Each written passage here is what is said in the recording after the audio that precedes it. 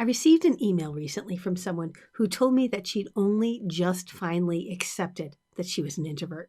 It's just who I am. She's just realized that. And I totally understand that because I myself have fought my introversion for a lot of my adult life. I'd go to a party thinking, oh, it's all upbeat and there's all these people and I should be interacting and engaging. And I would find it actually to be overwhelming and exhausting. And I would try to be the person that I thought I was, but it didn't feel good. And I'd get into the car and I'd be like, I think that went well, but it was really challenging.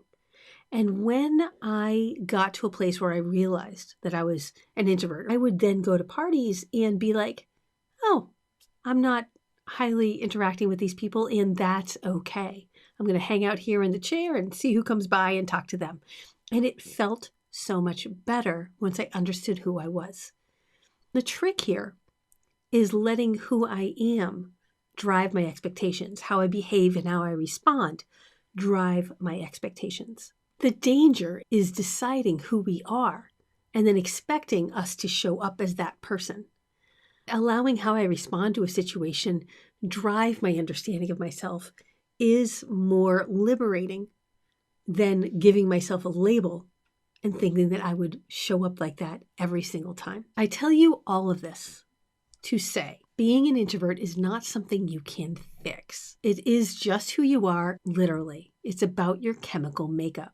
Specifically, it's about how you respond to dopamine and acetylcholine and how you use your nervous system. Dopamine is a chemical in our brains that drives motivation and pleasure through that motivation. If you're feeling motivated to earn money, get outside, achieve a goal, have an adventure, that is dopamine at work in your brain. The difference is how we each respond to dopamine. Extroverts love dopamine. It fires them up. For introverts, dopamine can be very overwhelming. They're easily stimulated, so they're easily overstimulated. Acetylcholine is another chemical in your brain that's also pleasure focused, but it is about deep thinking and focusing on one thing for an extended period and reflecting. We feel pleasure from acetylcholine when we turn inwards. So you've got dopamine and acetylcholine, and extroverts really thrive on dopamine and introverts really thrive on acetylcholine. There are also two sides to our nervous system, the sympathetic and the parasympathetic nervous system. Extroverts favor the sympathetic side. It is action-based, discovering new things, daring, and adventure. Introverts favor the parasympathetic side. You conserve energy, you withdraw, you relax, you contemplate, you think deeply. So why are we this way? The point here is that you were born this way, whether you gravitate towards the dopamine and sympathetic side or you gravitate towards the acetylcholine and parasympathetic side. It's just how you're built. We can connect this back to how we all show up in the world.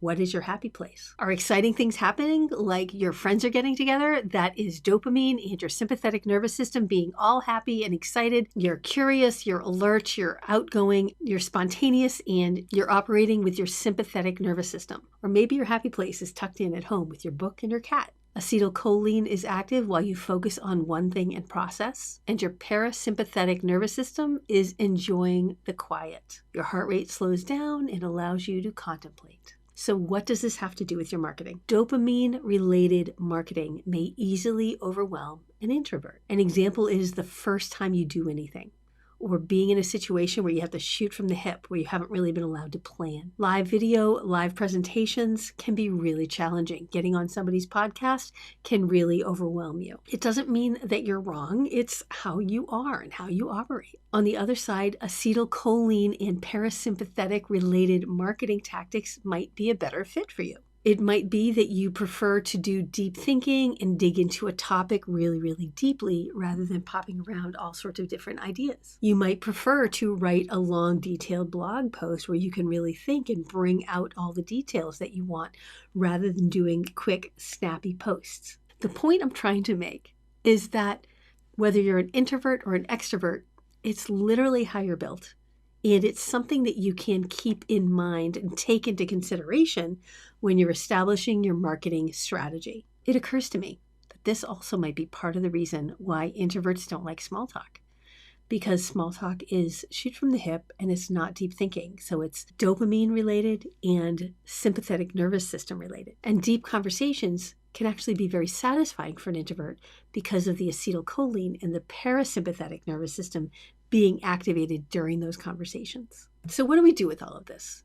I'd love to know what your takeaway is. My takeaway is that I can be exactly who I am. Knowing this has actually allowed me to show up in my authentic way and to go into deeper conversations and to share deep ideas. It has dared me to show up as I really am and share what I really think, and I enjoy it a lot more.